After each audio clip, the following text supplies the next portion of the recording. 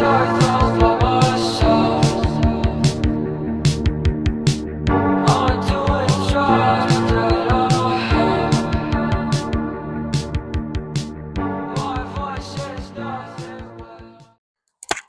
guys, so today we are going to be going over the top 3 things that you need to know about the Amyet G60 before you buy it.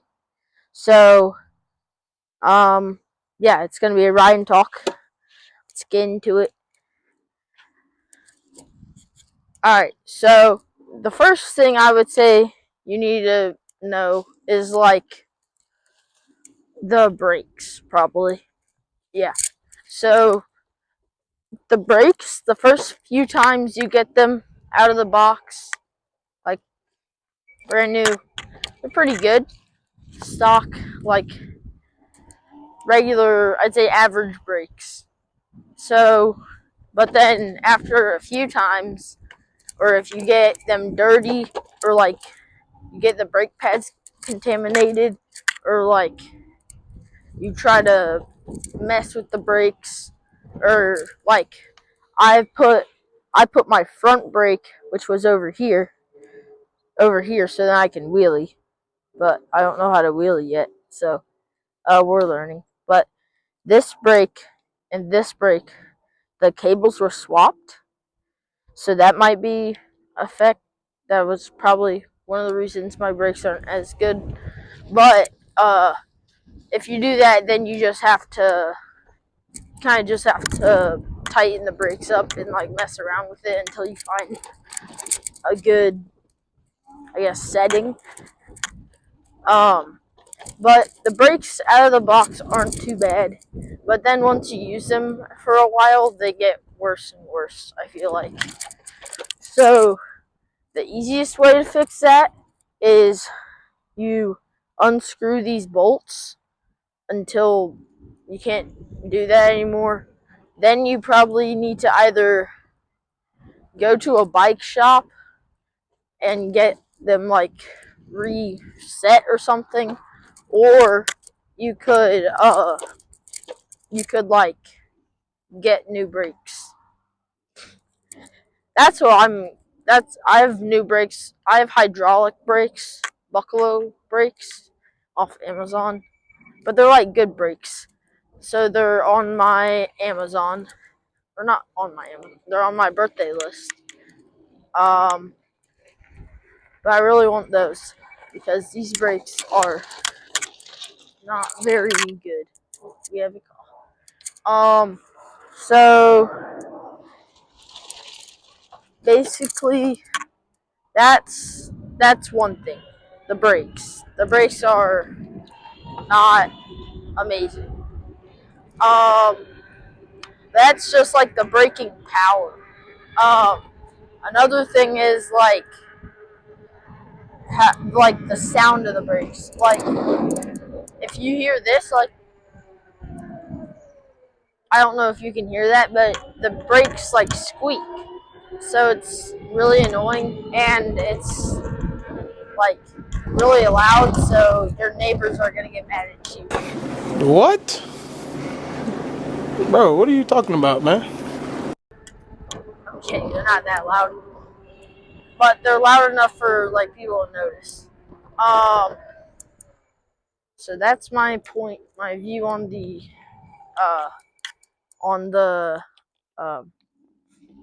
on the brakes. This car is so nice. I love people like that. They're so nice. So I'll put the brakes into their own category. So that's number 1. Number 2 is probably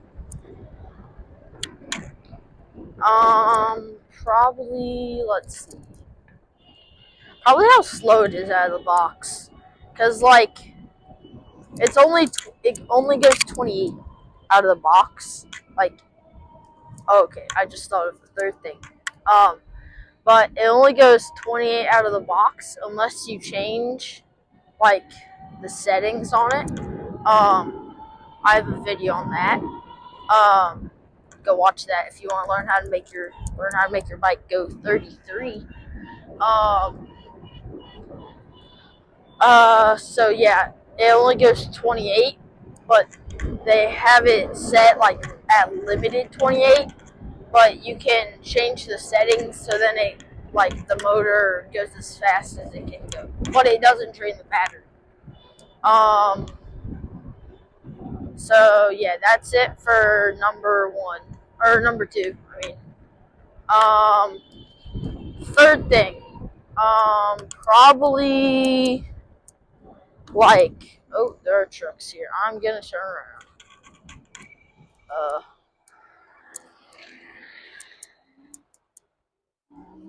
We're just gonna slip through here right there.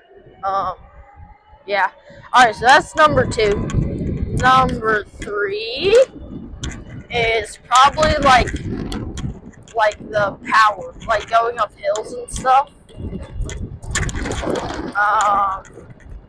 Like when you go up a hill, it's so slow. Like you saw it on this hill up here. Like it's not super slow. It could be worse, but it's pretty slow.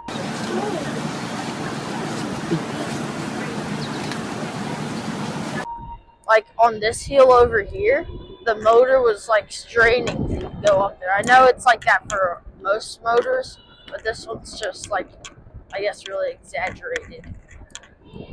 Look at the puppy dogs. I love puppy dogs. That's the third thing. I said top three things that are bad about it, but I think there are more. Because we did how slow it is. Let's just put the power and how slow it is in their own category. So that's two. Alright, now this is number three. Number three is probably the suspension, like the front, the rear, or like, I don't know what you would call that, a mid shock, rear shock. I don't know. That's good. It's mainly the front forks. Whenever like I try going off a jump, or like if I hit a bump or something, it's always like I feel like my forks bottom out, and it's like makes a really loud like bang noise. It's probably just because of how I land or whatever, because I probably land like pushing my forks down, but still they're, and I don't know how to make my forks like more stiff, so it's probably the suspension, number three. So if you're riding a lot of like off-road, like I personally think like you saw like when I was on the trail over here, like it was really good off-road, but like if you're going off like jumps or like trying to do stuff like that, that's not really what the bike is meant for. It'll do it, but it's not going to be very pretty. Or like even like on really uneven like grass like this, if you go fast enough, it's not super fun. Oh, here, I have an example. A little jump right here. Maybe you'll hear it. Oh yeah. That was a yeah. That was really bad. Hopefully you heard that. But if you land correctly like I did there, then it's good. I think it's just because of how I'm riding. It's not my fault. It's your fault! I don't think it's the bike. But like on this, it's pretty good. Alright, so those are the cons. The pros. What I think is really good about it. I think after you unlock the settings, after you look at the settings and like change them to make it go faster, then I think this bike, like that's a good speed for this bike. I personally don't think this bike needs to go very much faster. I've seen videos where it's like, make the Amyet G60 go 40 miles an hour. This thing will not go 40 miles an hour. Oh, big problems for Chris Matheson. That's nasty. Oh my goodness, off the bike and tumbling like a rag doll. Don't watch those. Those are cap. I mean, I've watched some of them, and it's the same thing I did, and I could only go 33. So that's it for number 1. Number 2 for the pros is probably like, oh shoot, I missed my turn. Oh no, that's not good. Look what you did. It's fine.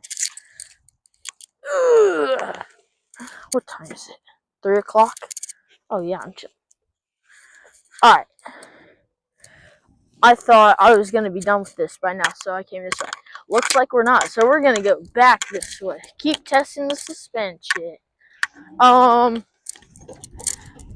so we did number 1 for the pros.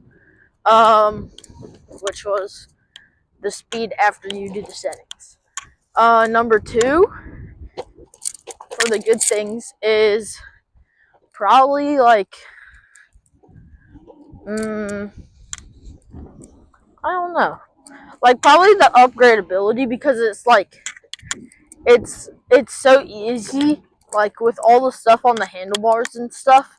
It's like plug and play. You don't have to do any like soldering or anything. Like I wanna full twist throttle, not just this half twist. So I have that on my birthday list, and it's just like it has a, I forget how many pin connector it is, but yeah, so you just plug it in, or like you unplug the old one and plug in the new one. It's pretty easy. There's no like soldering or anything. So yeah, plug and play, number 2. And then third thing. Let's see.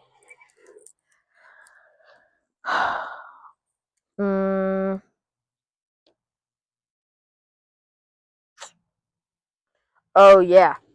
Probably like just the bike in general, like for the price. Yeah, the price. It's very like, who's that? For the price, it's like, it's really good for the price. There's like the Rid Stars and the Mac Foxes and the Super 73s or whatever. They're all like, I feel like they're overpriced for what you get. Because like, me personally, I think an Amyet is better than a Rid Star. Like, I'm pretty sure it goes faster than a Rid Star too. The Rid Stars don't go super fast. But neither does this. So, but yeah, the Rid Stars, I've watched like a few videos because the Amyet and the Rid Star are like so similar. I was looking at like upgrades and stuff people did for the Rid Stars, so I can look if they have it for the Amyets and stuff. They're both like plug and play for upgrades and stuff, but the Amyet is like more expensive than this. What? When I needed a new screen or whatever because my screen protector kept falling off. And I went on Amazon customer support or whatever, and I messaged the company and they sent me a new one. Because I didn't like break it off or anything. It just like, it wasn't on when I got out of the box. But they were super nice. I've never messaged with the Rid Star people because I don't have a Rid Star. But yeah, the price, like for all the specs you get, like all the like the speed, the like you don't really see people with an Amyet either. I mean, I've seen a few guys on YouTube, like YouTube Shorts and stuff. Um, like I've seen a few guys with them. Um, but I see way more. Like I feel like I've seen a lot more supers, like Super 73s. Um, but yeah, that's probably it for the bike. Do I think you should buy this? This is probably, or like, do I think you should buy the Amyet? This is probably a little bit biased because I have one, but I think you should because, like, like I just think they're so much better than like some of the other like bikes you get for the price, and like look how beautiful that is.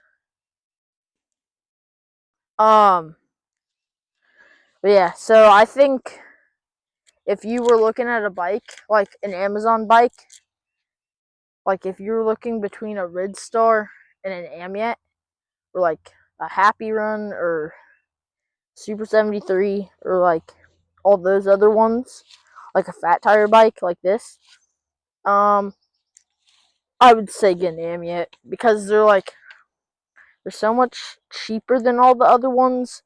Like a Mac Fox, like take that for example. It doesn't look that much better than an Amyet, and it's not that much better than an Amyet, but it's like $1,000.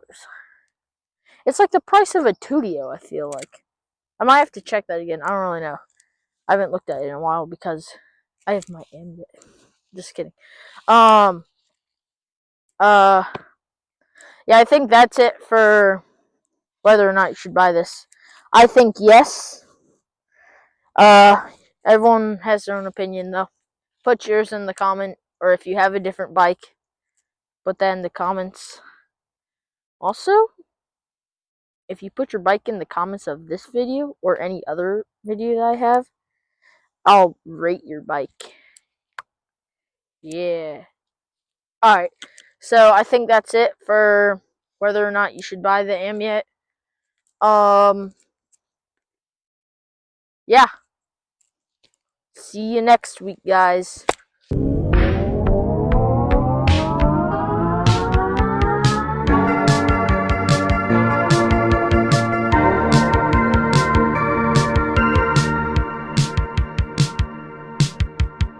I want to